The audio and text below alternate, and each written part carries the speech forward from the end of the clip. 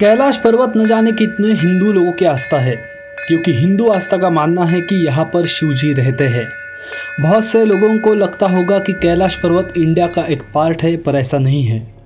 कैलाश पर्वत तिब्बत का one of the highest mountains है। आज इस वीडियो में हम देखेंगे कि कैसे कैलाश के साथ साथ हमारे हाथ से 41,000 स्क्वायर किलोमीटर की ज़मीन चाइना के अंडर चली गई। किस तरह इंडिया का कल्चरल क्लेम होने के बावजूद भी आज चाइना अपनी मनमानी करता है। किस तरह हम 1678 से 1960 तक नॉर्थ ईस्टर्न पार्ट पर गिव अप करते चले गए और किस तरह चाइना उसका एडवांटेज लेकर आखिर में तिब्बत को कब्जा लेता है। यह वीडियो सिर्फ कैलाश पर्वत की नहीं है, बल्कि इंडिया, तिब्बत और चाइना की एक अनटोल्ड हिस्ट्री है जो आपको इजीली कहीं पे मिलेगी नहीं। सवाल ये भी है कि ये लड़ाई हुई क्यों। चीन ये कह रहा था कि लद्दाख का अक्साई चिन्ह जो चीन के कब्जे में था वो चीन के साथ ही रहे। अगर चीन को मैंने अक्साई चिन्ह दे दिया तो मैं प्रधानमंत्री नहीं रह सकता।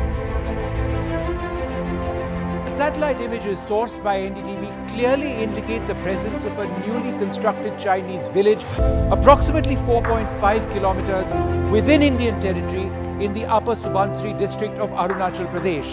Discussed disengagement from friction points in Ladakh at the military diplomatic talks. The PLA is constructing new structures reportedly and is Jammu और कश्मीर भारत का अंग है, अभिन्न अंग है।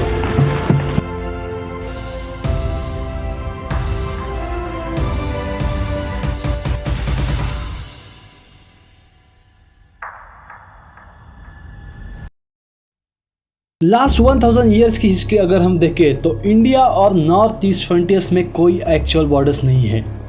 आज अगर हम इंडिया और चाइना को देखें तो आज भी हमारे बीच में कोई फिक्स बॉर्डर नहीं है। माउंट कैलाश की अगर हम बात करें तो ये मानस सरोवर लेक से महज 25 किलोमीटर दूर है। आज कैलाश पर्वत चाइना के अंडर कैसे चला गया, अगर आपको ये समझना है तो हमें हिस्ट्री में थोड़ा पीछे जाना होगा। हिस्ट्री में हमें 1679 से 1684 के बीच में जाना होगा, जब तिब्बत और लद्दाख दोनों एक सेपरेट किंगडम थे और उनके बीच में जंग हुई थी। इस वॉर में लद्दाख किंगडम तिब्बत से हार चुका था। तिब्बत ने ईस्टर्न लद्दाख का कुछ पार्ट कब्जा लिया, जिसमें कैलाश और मानसरोवर लेक भी आते थे। इस वॉर के बाद लद्दाख किंगडम की अब टेरिटरी मिन्सा रीजन तक सीमित हो चुकी थी। यहाँ से आपको पता चलेगा कि किस तरह हमारी कुछ गलतियों की वजह से हम इस पार्ट को खोते गए।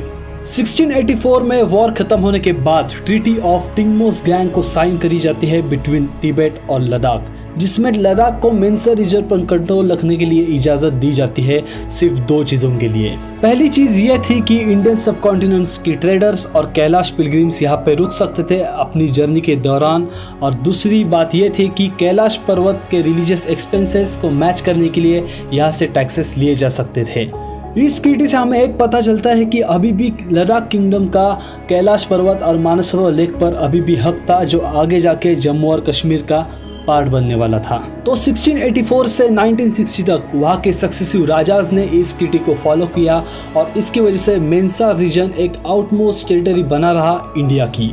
जब जम्मू और कश्मीर के राजा गुलाब सिंह ने लद्दाख को जीत लिया तो ये मेंसा रीजन भी जम्मू और कश्मीर का ऑटोमेटिकली पार्ट बन चुका था। 1684 से 1960 के टैक्सेस, इंडिया का टेरिटोरियल जुरिसडिक्शन, किस तरह चाइना भी इसे एक्सेप्ट करता था, ये सब इन नोट्स में है जो इंडिया और चाइनीज गवर्नमेंट में शेयर की जा चुकी थी। 15 अगस्त 1947 ये वो दिन है जब हमारे देश को इंडिपेंडेंस मिल चुका था।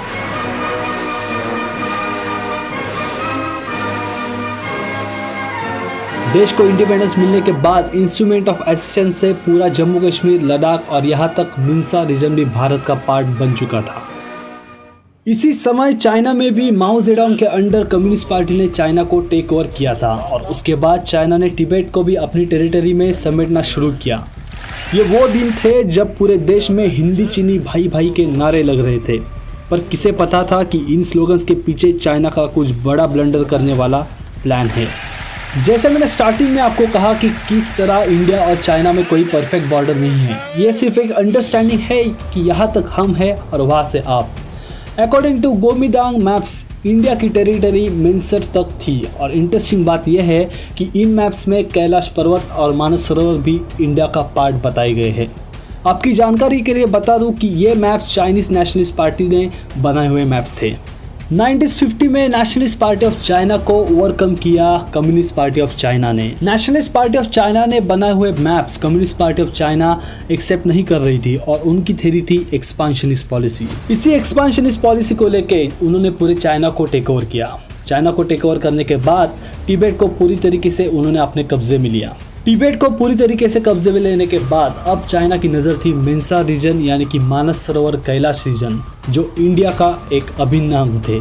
एक्सपांशनिस्ट पॉलिसी के चलते चाइना ने धीरे धीरे इंडिया की ज़मीन को एनक्रोच करना शुरू किया था। चाइना की ये हरकत समझ में आने के बाद इंडियन गवर्नमेंट ने चाइना से मैप सर्वे करने को कहा, जिसकी वजह से दोनों विदेश में एक फिक्स बाउंड्री हो जाए। इसकी रिप्लाई में चाइना ने इंडिया से कहा कि अभी उनके पास इतना वक्त नहीं है कि वो ओल्ड मैप्स को अभी रीसर्वे करें। अगर यहाँ पे सर्वे हुआ होता तो आज कैलाश माउंटेन और मानस सरोवर लेक भारत का एक पार्ट बने रहते। सरदार वल्लभ भाई पटेल जी ने 1950s में ही कहा था कि जिस तरह तिब्बत चाइना के कब्जे में चला गया है, हिंदुस्तान को नॉर्थ ईस्ट से धोखा बढ़ चुका है। पर 1950s में ही सरदार वल्लभ भाई पटेल जी की डेथ होने की वजह से गवर्नमेंट ऑफ इंडिया को वो अपनी चिंता बताने से रह गए। एक तरफ थे चाइना के इंडियन बॉर्डर्स की तरफ बढ़ते कदम और दूसरी तरफ थे हिंदी चीनी भाई भाई के लग रहे पूरे देश में नारे। इसमें से गवर्नमेंट ऑफ इंडिया ने शायद हिंदी चीनी भाई भाई के नारे को ज्यादा इंपॉर्टेंस दिया। इस पर सोने पर सुहागा हो, इसके लिए चाइना ने इंडिया को एश्योरेंस दिया कि वो कभी भी इंडिया पर अटैक नहीं करेंगे और इस पर हमारी गवर्नमेंट ने आग बंद करके विश्वास रखा। चाइना पर आग बंद करके इंडियन गवर्नमेंट ने एग्रीमेंट ऑफ पंचशील को 1954 में साइन किया, जहां पे हमारी गवर्नमेंट ने चाइनीज गवर्नमेंट के साथ पीसफुल कोएग्जिस्टेंस का वादा किया। और इसी एग्रीमेंट से आगे जाते इंडिया ने मेंसा रीजन को चाइनीज टेरिटरी को गिव अप किया और 1960s ये वो लास्ट ईयर था जब इंडिया ने वहाँ से टैक्सेस कलेक्ट किए। ये चाइना की तरफ उदारवादी विचार रखना हम सबको तब भारी पड़ गए जब 1962 में साइनो चाइना वॉर हुआ था और इस वॉर में इंडिया मेंसर का रीजन और ईस्टर्न लद्दाख का रीजन चाइना के पास खो देता है। हमारी गलतियों की वजह से हमने चाइना को 41,000 square kilometre area give up किया, लगभग डेनमार्क कंट्री के साइज जितना। आज चाइना की यहाँ पर इतनी मनमानी चलती है कि India China Galwan stand off के दौरान चाइना ने कैलाश रीजन में surface to air missiles deploy किए थे और अब जाके चाइना फिर अरुणाचल प्रदेश पर अपना क्लेम जता रहा है। वीडियो में कमेंट करके ज़रूर बताइए कि आपको ये वीडियो कैसे लगी।